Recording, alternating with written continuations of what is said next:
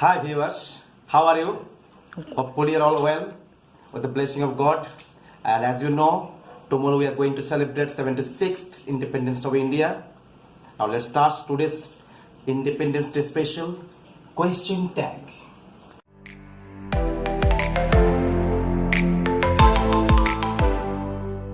As you know, question tag is very important matter and it is set in the exam every year.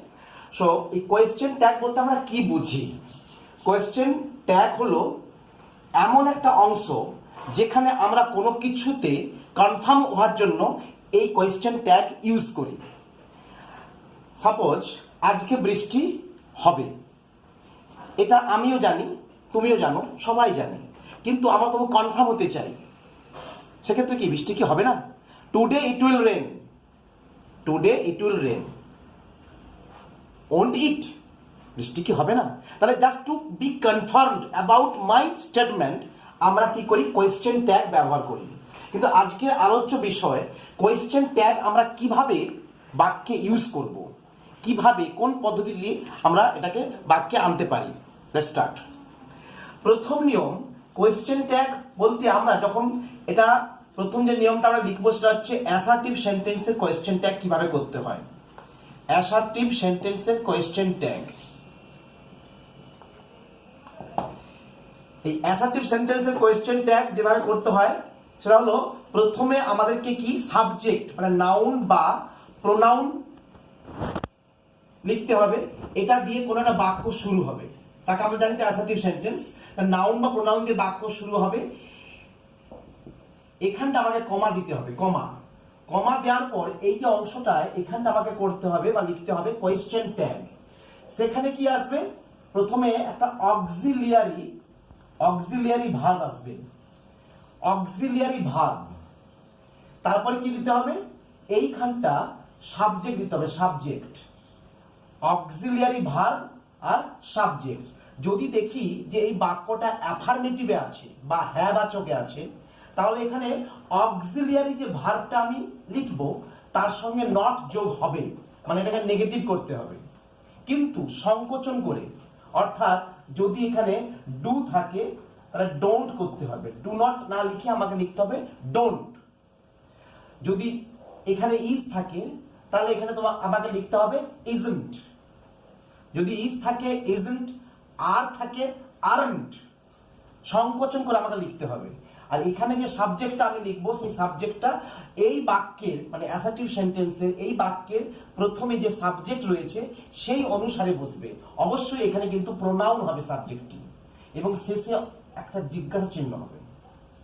তা আমি একটা উদাহরণ দিয়ে ব্যাপারটাকে ক্লিয়ার করছি। He did the sum, he did the some.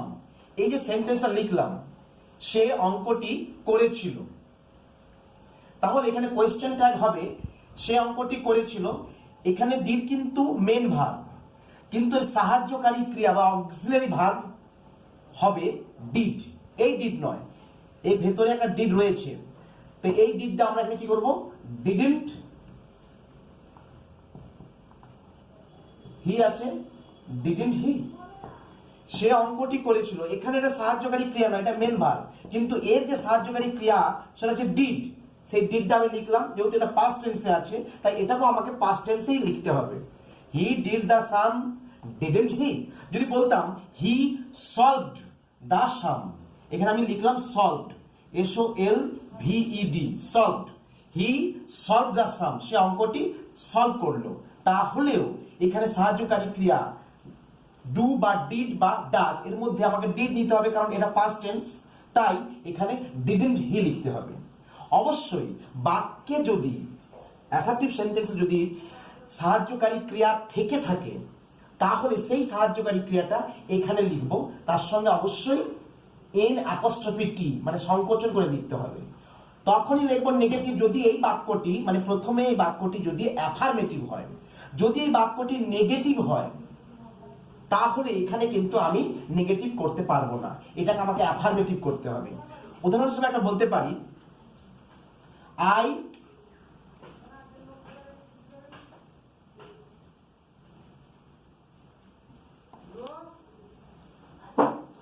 I did not know, আমি জানি না, I did not know, I did not know, এখানে আমি কমা দেব, আমি জানি না, তাহলে বাক্যটা নেগেটিভে আছে, তাহলে আমাকে কোয়েশ্চেন ট্যাগ অ্যাফার্মেটিভ করতে হবে।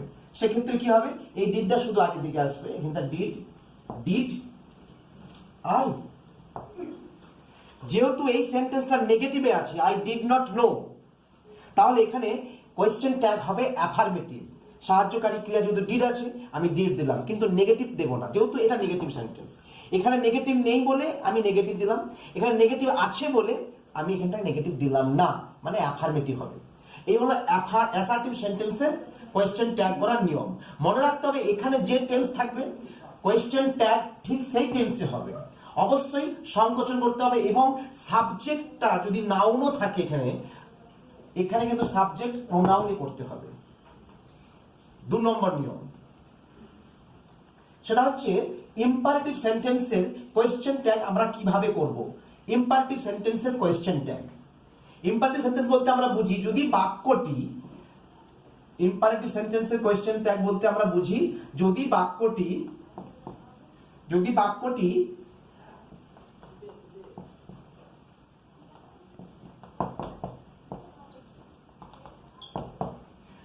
ভার্ব দিয়ে শুরু হয়, শেষে ফুল স্টপ থাকে, তাহলে আমরা বুঝতে হবে এই বাক্যটি ইম্পারেটিভ সেন্টেন্স।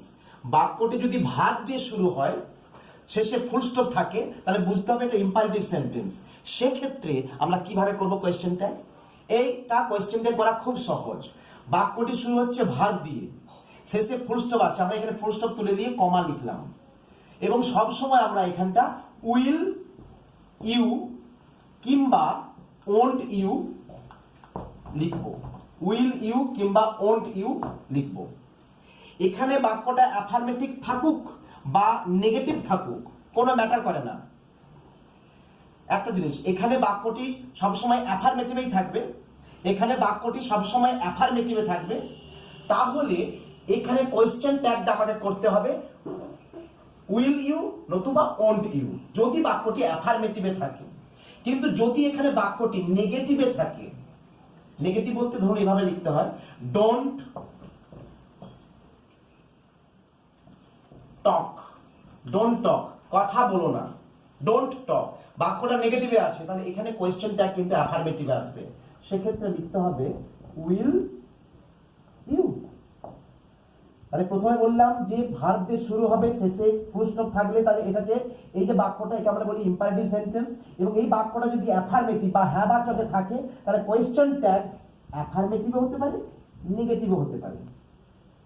যেমন ডু দ্য সাম, তাহলে কোয়েশ্চেন ট্যাগ হবে উইল ইউ কিংবা ওন্ট ইউ।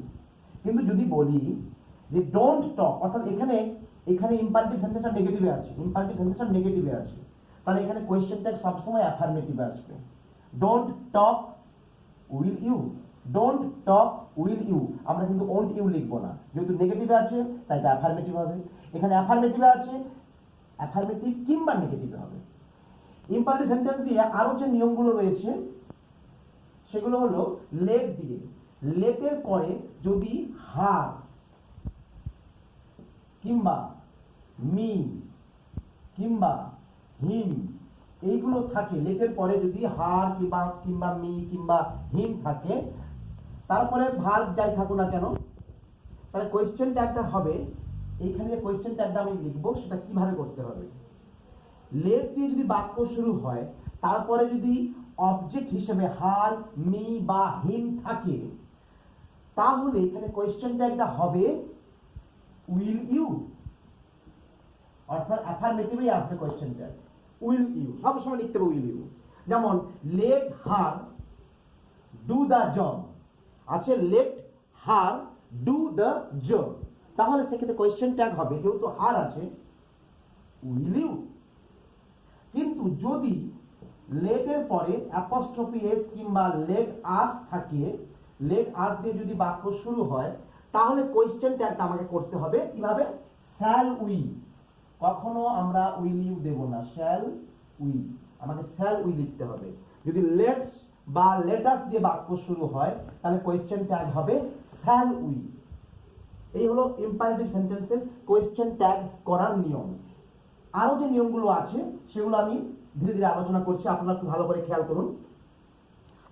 সেগুলো হলো, যদি দেখা যায় যে বাক্যের প্রথমে এভরিওয়ান, এভরিবডি, এনিওয়ান এইগুলো দিয়ে বাক্য শুরু হচ্ছে, মানে বাক্যের সাবজেক্টের জায়গায় এভরিওয়ান আছে কিংবা এনিওয়ান আছে কিংবা এভরিবডি আছে, তাহলে কোয়েশ্চেন ট্যাগটা কি করতে হবে?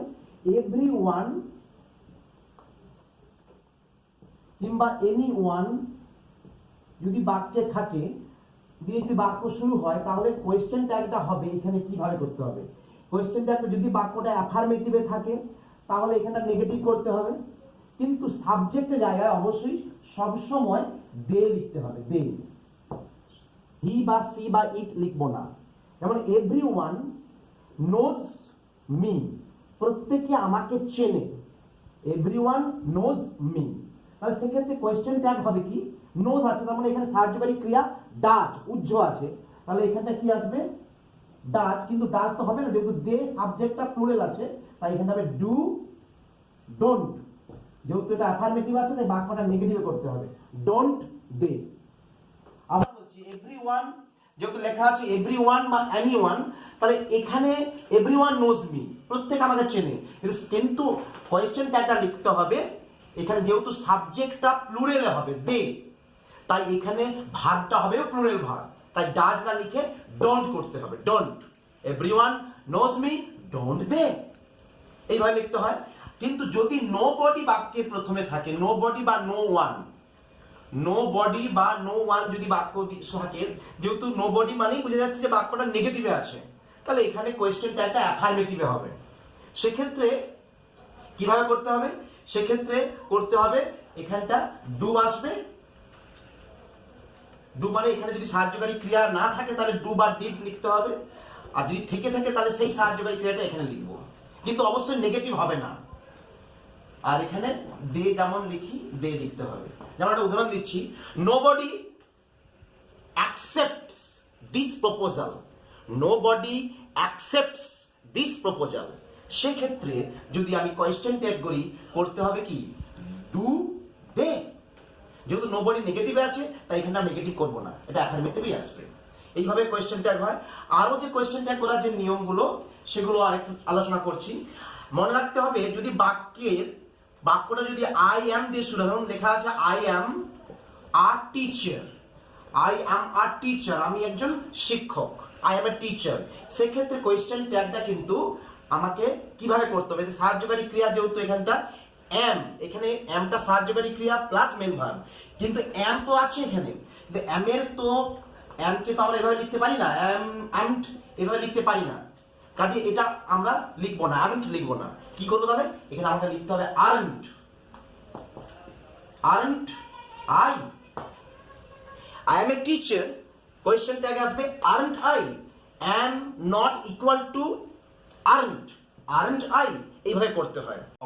নেক্সট যে আইটেমটা রয়েছে খুব গুরুত্বপূর্ণ একটা আইটেম কোয়েশ্চেন ট্যাগের, সেটা হলো আমরা জানি কমিটি, আমরা জানি কমিটি, এই কমিটি হচ্ছে এমন একটা শব্দ, কমিটি আর জুরি এইগুলো কখনো বাক্যে সিঙ্গুলার হিসেবে ইউজ হয়, আবার কখনো বাক্যে প্লুরাল হিসেবে ইউজ হয়।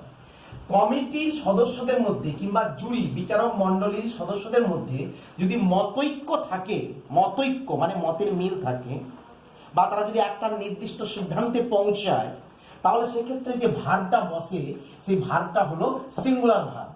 যেমন একটা উদাহরণ দিচ্ছি, the committee dash come to the decision, তাহলে এখানে ড্যাশের জায়গায় কি করতে হবে? Has, not have. Committee has come to the decision. ঠিক তেমনি the jury has come to the decision. তো সেক্ষেত্রে তাহলে কি বললাম যে সদস্যদের মধ্যে মতৈক্য থাকলে এক ধরনের কোয়েশ্চেন ট্যাগ করতে হয়, আবার সদস্যদের মধ্যে যদি মত পার্থক্য থাকে তাহলে কোয়েশ্চেন ট্যাগটা অন্যভাবে করতে হয়। সেটা কিভাবে করবো দেখা যাক। আমি একটা বাক্য লিখছি, দেখুন, the committee has come to the decision the committee has come to the decision. Naturally বুঝতে পারছেন যে কমিটির পরে যখন হ্যাজ আছে তাহলে বুঝে নিতে হবে যে কমিটির সদস্যদের মধ্যে একটা মতৈক্য আছে, অর্থাৎ সবাই মিলে একটা ডিসিশনে পৌঁছেছে। সেক্ষেত্রে কিন্তু কোয়েশ্চেন ট্যাগটা, তার মানে এখানে যে আমি সাহায্যকারী ক্রিয়াটা লিখবো সেটা অবশ্যই কিন্তু সিঙ্গুলারে হবে। হ্যাজ আছে, আমি হ্যাজ করলাম, হ্যাজ। যেহেতু এটা অ্যাফার্মেটিভে আছে তাই আমাকে নেগেটিভ করতে হবে হ্যাজন্ট, এবং কমিটি যেহেতু সিঙ্গুলার তাই আমাকে এখানে করতে হবে ইট। কিন্তু যদি কমিটির সদস্যদের মধ্যে মত পার্থক্য থাকে তাহলে কিন্তু এভাবে আসবে না। এই বাক্যটাকে আমি লিখছি, এবং দ্য কমিটি আর ডিভাইডেড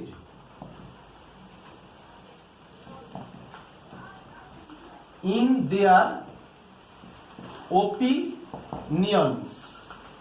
এটা ভালো করে লক্ষ্য করুন, the committee are divided. Are লিখলাম কেন? এই বাক্যের মধ্যে দেখা যাচ্ছে যে কমিটি সদস্যদের মধ্যে মত পার্থক্য আছে, সেই জন্য এখানে কমিটির পরে যে ভার্বটা বসালাম according to the rules of subject verb agreement, সেখানে এটা প্লুরাল ভার্ব হবে। আর যেহেতু প্লুরাল ভার্ব হলো তাহলে কোয়েশ্চেন ট্যাগটা আমাকে প্লুরাল করতে হবে, তার মানে অক্সিলারি ভার্বটা প্লুরালে আসবে। আর আছে এখানে কি করতে হবে? আর্নড। কিন্তু আর ইট, এখানে যে ইট লিখেছিলাম ইট লিখবো না, যেহেতু মত পার্থক্য আছে তাই এখানটা আমাকে লিখতে হবে দে। আর্নড দে। সমানভাবে জুড়ি দিয়েও লিখলেও একই ভাবে আসবে, এখানে জুড়ি যোগ করলেও আসবে, জুড়ি বা কমিটি, এইভাবে আমাকে লিখতে হয়। তা দেখতে হবে যখন কোনো সেন্টেন্স আমরা পড়বো বা দেখবো, সেই সেন্টেন্সটা পড়ে আমাদের মাতৃভাষায় অর্থ উদ্ধার করতে হবে। তাহলে আমাকে ডিসাইড করতে হবে যে কি ধরনের বাক্যে কি ধরনের ভাব সাহায্যকারী ক্রিয়া আমরা প্রয়োগ করতে পারি। কিন্তু এই কথা বারবার আমাদের মনে রাখতে হবে, অ্যাসার্টিভ সেন্টেন্স বলুন বা প্রথম বাক্যে যে ধরনের সাহায্যকারী ক্রিয়া আছে সেই সাহায্যকারী ক্রিয়াটা কোয়েশ্চেন ট্যাগে অবশ্যই হবে। এবার পার্থক্য আছে, ওখানে যদি ওটা অ্যাফার্মেটিভ হয় তাহলে সেটা নেগেটিভ হবে, কিন্তু অবশ্যই সংকোচন আকারে হবে। That is means contraction. Is not থাকলে ইজন্ট হয়, উইল নট থাকলে ওন্ট হয়, শ্যাল নট থাকলে স্যান্ট হয়। এইভাবে আমাদেরকে কোয়েশ্চেনটা তৈরি করতে হবে। So guys, today up to this, I hope you have enjoyed my videos, and I expect from you is that you should subscribe my channel to get more videos. And till then, be safe, be healthy, and next time I will be back with another video.